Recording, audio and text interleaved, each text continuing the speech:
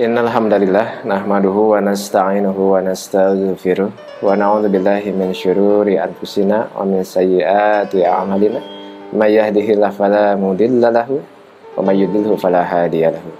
Asyhadu an la ilaha illallah wa rahmanir rahim wa asyhadu anna Muhammadan abduhu wa rasuluh. Amma ba'du.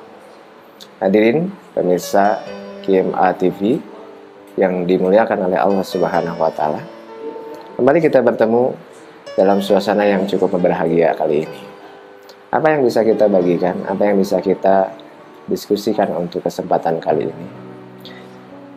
Hadirin semuanya, kita cenderung seringkali kita mendengar ungkapan ihtisaban, khususnya berkaitan dengan ibadah saum Ramadan atau qiyam Ramadan.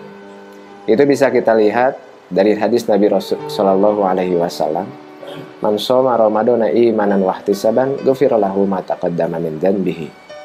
Man qama lailatal qadri imanan wa ihtisaban ghufira lahu ma taqaddama min dhanbihi. Ada yang unik dari kata ini. Mengapa bahasanya harus ihtisaban? Lalu mulailah saya mencari apa yang dimaksud dengan ihtisaban. Sampailah saya pada kitab Lisanul Arab karya Ibnu Manzur. Kata beliau, wal ihtisabu fil a'malis sholihati wa indal makruhati.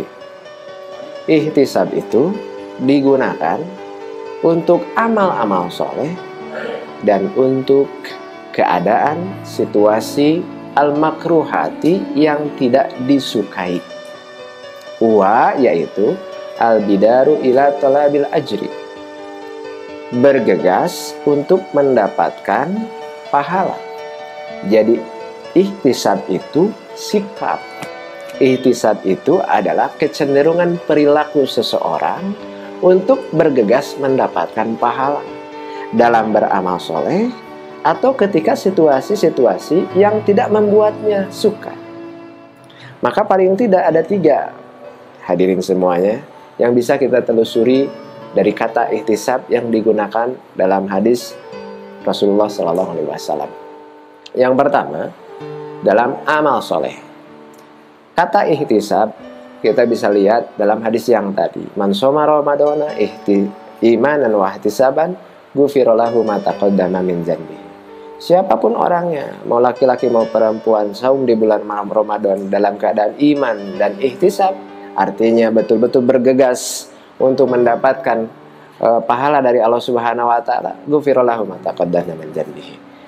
Karena dia mengharap ridho Allah, karena dia mengharap pahala dari Allah Subhanahu wa taala, maka dia tidak setengah hati dalam beribadah. Maka dia memperhatikan pakem-pakem yang harus dia lakukan. Kita bisa tahu, ikhwat iman semuanya. Kata Rasulullah sallallahu alaihi wasallam di hadis yang lain, "Man lam yada' qaula zur wal 'amala bihi, falaysa lillahi hajatun fi an yada'a ta'amahu wa syarabahu." Siapapun orang yang tidak meninggalkan perkataan bohong ataupun beramal bohong, maka sekalipun dia saum tahan lapar, tahan haus, Allah tidak priority. No need. Allah tidak memerlukan ibadah dia. Kenapa? Karena dia tidak mengharapkan tolabul ajri. Maka kata Rasulullah sallallahu alaihi wasallam di hadis yang lain, "Rubba shaimin laisa lahu min siyamihi illal ju'u wal 'atasu." Banyak sekali orang yang saum, menahan lapar dan dahaga, tapi mereka tidak dapat apa-apa kecuali lapar dan dahaganya tok. Iman semuanya, dia tidak dapat apa-apa. Waruba qaimin laisa lahu min qiyamihi illa sahar. Tidak ada pun orang yang, banyak sekali orang yang hanya sekedar berdiri beribadah, menahan kantuk, menahan mata yang sepet, tapi dia tidak dapat apa-apa karena yang diinginkannya bukan itu. Yang diinginkannya adalah hal yang lain yang duniawi, cepat sholat, cepat pulang, cepat tidur. Dia tidak ingin dapat pahala, ingin dapat nilai yang bagus dari Allah Subhanahu wa taala. Maka kata Rasulullah kembali dalam hadis yang lain, asyamu junnatun. Saum itu perisai fala yarfus wala yajhal. Jangan pernah kamu berkata kotor ataupun bertindak bodoh seperti orang-orang yang tidak punya ilmu. Maka ketika saum, wa in qatalahu aw syatamahu ahadun, ketika ada orang yang mengajak bertengkar atau orang yang menghina, falyaqul, maka katakanlah, ini shaimun. Saya ini pribadi yang saum. Tidak pantas pribadi yang saum untuk melakukan hal-hal yang kotor atau hal-hal yang bodoh. Maka ihwatu iman sekalian, kata Rasulullah SAW, asyamu li, kata Allah, saum itu bagiku, wa ana ajzi bihi, aku sendiri langsung memberikan penilaiannya. Maka ketika saum, kata Rasulullah SAW, la khulufu fami shaimi atyabu indallahi ta'ala min rihil miski, bau mulutnya orang yang saum itu jauh lebih wangi bagi Allah ketimbang wanginya kasturi. Kenapa bisa seperti itu? Karena itulah kehebatan saum. Yang kedua, ihtisab digunakan ketika dalam infak kepada keluarga. Idza anfaqa rajul ila ahlihi ya fahuwa yahtasibuha fahuwa lahu shadaqatu. Orang yang berinfak kepada keluarganya, membelanjakan hartanya bagi keluarganya, dia dapat ihtisabnya, maka dia dapat sedekah bagi dia semuanya. Itu maka penting bagi kita untuk menjaga tolabul ajri ketika dalam membelanjakan harta kita untuk keluarga kita. Ketiga, ihwatu iman semuanya, ihtisab digunakan ketika indal makruhati, ketika hal-hal yang tidak menyenangkan. Ketika ada kematian, Rasulullah bersabda dalam sebuah hadis yang lain, inna lillahi ma akhadha wa lahu ma ata wa kullu syai'in indahu li ajalin musamma. Segala sesuatunya itu Allah lah, kepunyaan Allah lah segala sesuatu yang diberi ataupun segala sesuatu yang diambil oleh Allah.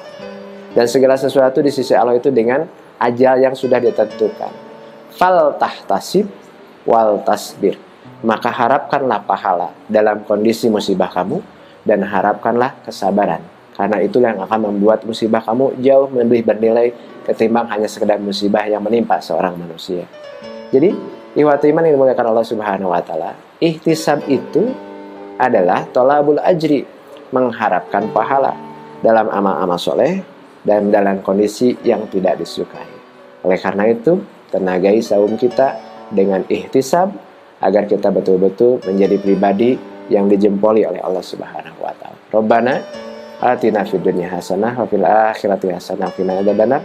Aqulu qouli hadza wa astaghfirullaha li wa lakum wal afu minkum. Wassalamualaikum warahmatullahi wabarakatuh.